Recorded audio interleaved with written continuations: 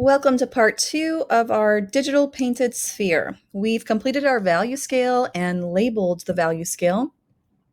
Now it's time to start the sphere. To begin, we're going to choose a light source. So in order to create a three-dimensional object, we need a light source. And I'm going to create my light source coming from the upper right-hand corner. We're going to use the shape tools. You're going to hold down on the rectangle tool until you get the custom shape tool, the star. And when we go to the custom shape tool, you're going to see your submenu changes. And you can use shape, path, or pixels. We're going to use shape. It's going to create a brand new shape, actually made out of a vector. It's going to fill it a color, so you can drop that down and choose a color. I'm going to choose black. A stroke is an outline. We do not need an outline.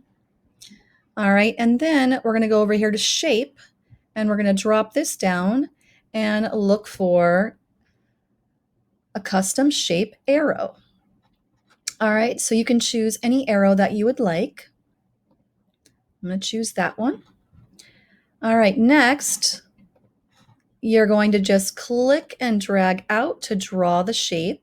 So as you can see, as I kind of pull around, it makes it bigger, it makes it smaller, it distorts it. All right, and there's my custom shape. It made a brand new layer. I'm going to rename that layer arrow. And now I want my light source, in this case the sun, to be coming from the upper right-hand corner. I need to rotate that arrow. I'm going to go to the Move tool, and now let's rotate. Edit, Free Transform. And I can just hover on the corner until I see that double arrow, and I can rotate my arrow around and then move it around. Okay, and that's where I want it. I'll go ahead and click that check mark. Now it's time to start the sphere. Let's make a brand new layer. Go to the bottom of your layers palette, click on brand new layer, and let's rename this layer sphere. Next, let's go get the ellipse tool, ellipse select. And you're going to click and hold and drag out to create an ellipse, a circle.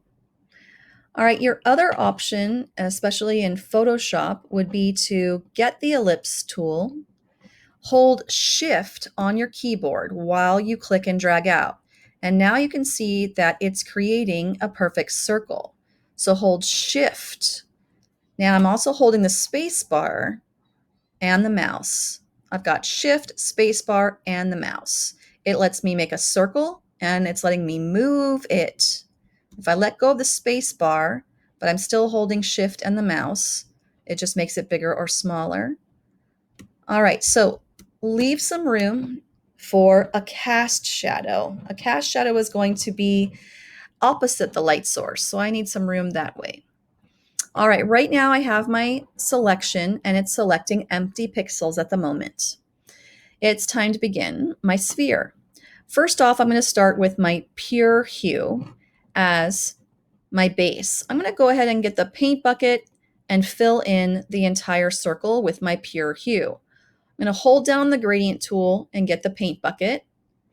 Then I'm going to get my eyedropper tool and sample the pure hue. There it is now, the pure hue in my color picker.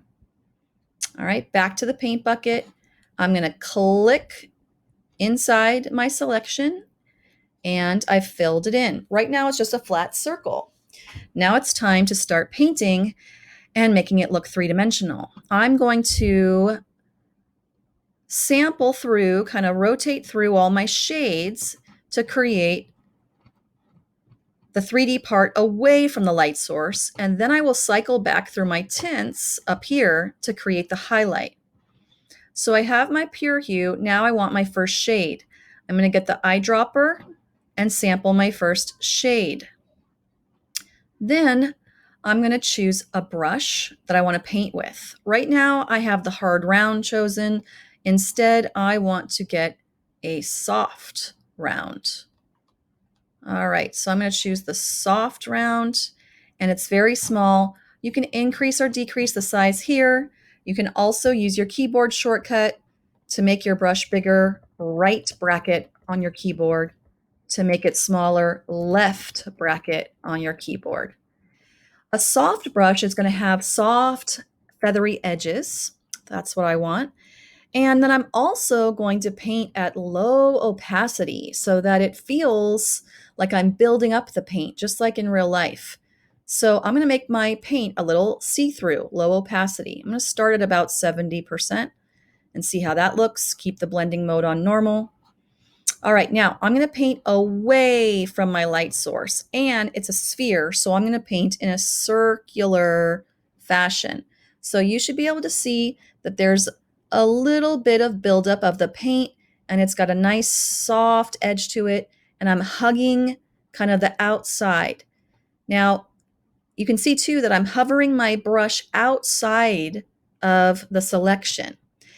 Keep in mind that the light source doesn't come right to the edge. That's why I put a little bit of the tint right here, because the light source, the highlight, is going to come off the edge. If you put the highlight right on the edge, it'll make your sphere look like a flat circle. Okay, now since I'm on low opacity, I can kind of layer again and build up that value slowly and softly. All right, I'm going to go get my eyedropper. I'm going to sample my next shade down. Back to the brush tool and hug the outside of the sphere. I'm starting at the edge and then slowly moving in. I'm not going to keep going up towards the arrow when I get darker. All right, but I can kind of layer this. Don't cover up your previous value too much. I'm going to undo part of that. You can also step back in your history palette. You can also, if you think that the transitions are going too fast between values, you can decrease your opacity.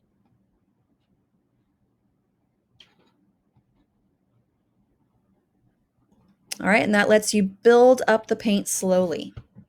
All right, let's keep cycling through our tints. I've already done my shades. I've done my first two shades onto my next. All right, and as I get to the darker and darker shades, I'm going to use them more sparingly, farther away from the light source. Sticking with a circular brush stroke. All right, and now my last tint is almost black. My last shade is almost black. So I'm going to get my paintbrush and I'm going to make that even lower opacity and stick far, far, far away from the light source. Now, as you remember from our sketchbook prompt, you actually have reflected light that bounced off the ground and back to the edge of the sphere. So I'm going to go back and sample. How about maybe this one first? Sample one of my shades and get that brush tool again. And I'm going to add a teeny bit of reflected light. All right, it might be a little hard to see, so I'm going to go ahead and sample the value above it and maybe increase my opacity a little bit and do a teeny bit of reflected light. There it is. Can you see it? That teeny bit of reflected light. All right, I've done my shades. It's time to do my tints, and my highlight's going to be right about here. So I'll get my eyedropper tool. I'm going to sample my first tint. Get the brush tool. I'm keeping mine at low opacity. I'm on about 40% right now, and I'm going to keep just right here in this area. And with my soft brush, I really just have to just kind of click to stamp a little bit, and it lights it up there. Now I'm going to go ahead and sample my next tint. Back to my brush tool. I'm going to lower my opacity even more because tints get bright real fast. And what I'm going to do is decrease my brush size. So left bracket is making my brush size smaller. Right? So I'm working with inside that previous tint. All right, get the eyedropper. Let's sample my next tint.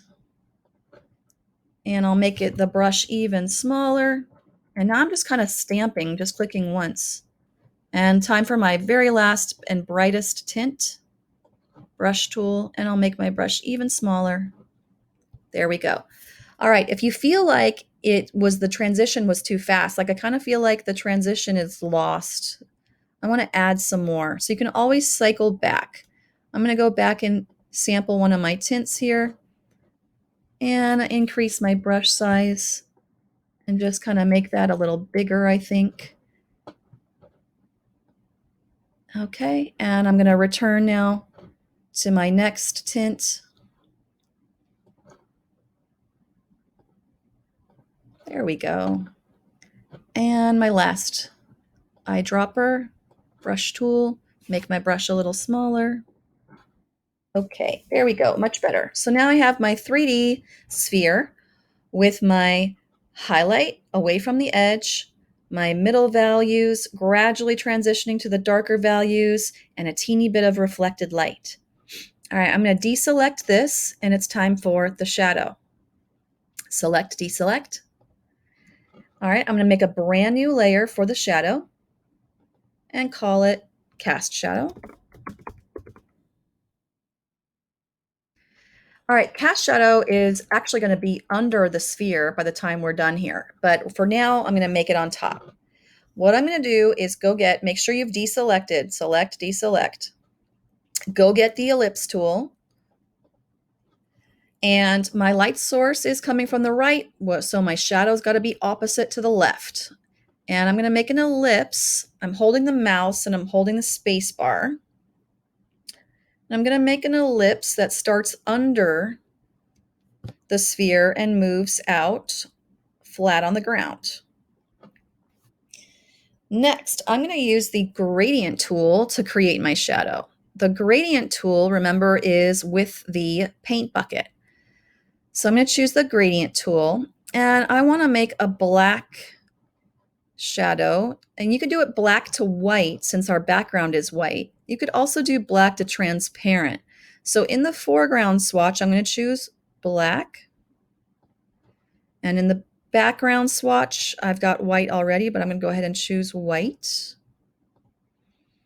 Okay, now notice here, when you're in the gradient tool, your submenu shows you what does your gradient look like.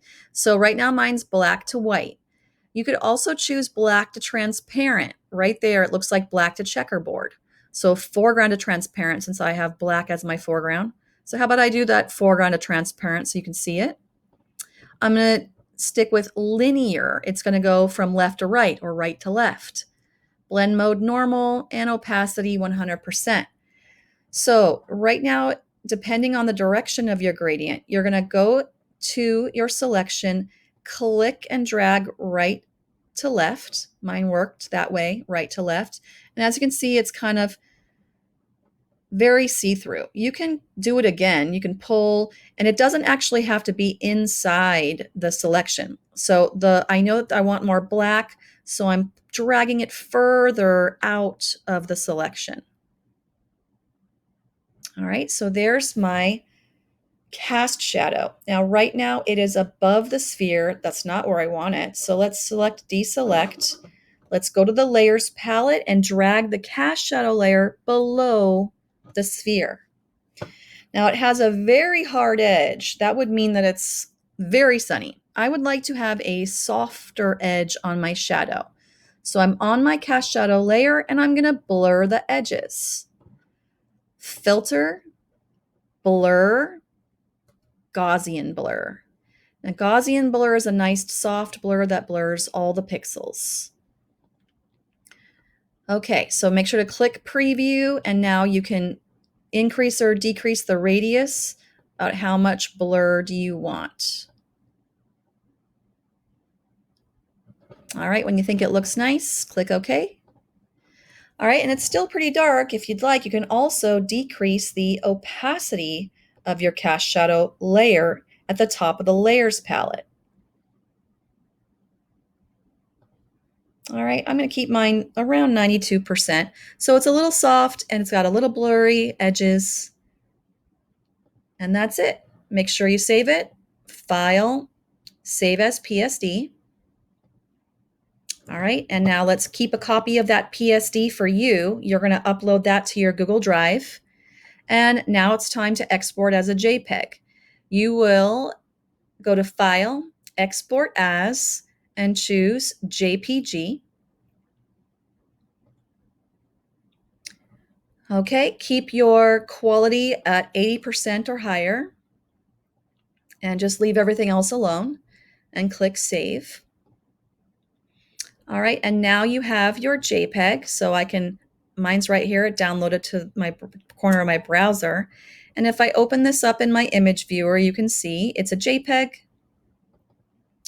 and I've got my value scale, my labeled value scale, my 3D sphere with my highlight, gradual transition of values, reflected light, cast shadow, and arrow for my light source.